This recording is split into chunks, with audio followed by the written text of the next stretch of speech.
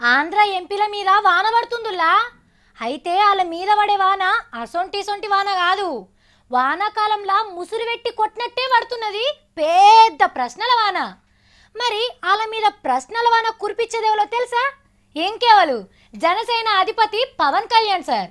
ఇగో మళ్ళీ ఇలా కొన్ని కొత్త క్వశ్చన్ పేపర్ విడుదల చేసిండు ట్విట్టర్ పిట్ట మీద. మరి చూడుండ్రి క్వశ్చన్ పేపర్లా ఏం క్వశ్చన్ లేచిండో. సీమాంధ్ర ఎంపీలంతా పార్లమెంటుకు పోయి పనిచేస్తలేరని పవనాల్ సార్ అంటే తెలుగుదేశం లీడర్లు ఎంత లొలివేటీలు ఆయన మీద.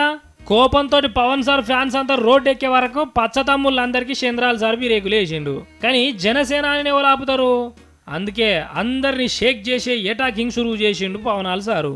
పార్లమెంటు కాయిదాలన్నీ ఇంటర్నెట్లో మర్రేసి చదివి మీ కష్టం ఏడ కనిపిస్తలేదేంది అని ప్రశ్నించిండు గడ్డం పెంచిన సింహం. 4 నెలల కింద పార్లమెంట్లా ఇరుపు కాగితం రాతలు మార్చేటప్పుడు 5గురే మాట్లాడిండ్రు. కడుమోళ్ళంతా ఏడ నిద్రపోయిండు అని పంచి గుద్దిడిచిపెట్టిండు. కావాలంటే ఇగో పార్లమెంట్ రికార్డు పుస్తకాలలో చదువుకోర్రి అని మొసమర్రనీయని సాక్ష్యం ముంగడ పెట్టిండు.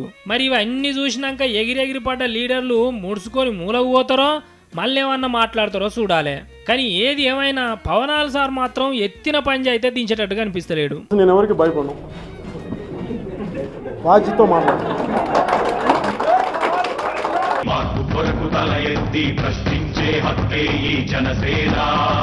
కళ్ళు తెరిచి ఎలుగెత్తి కుళ్ళు కడగ యువ శక్తి నిలదీసే హక్కే ఈ జనసేన.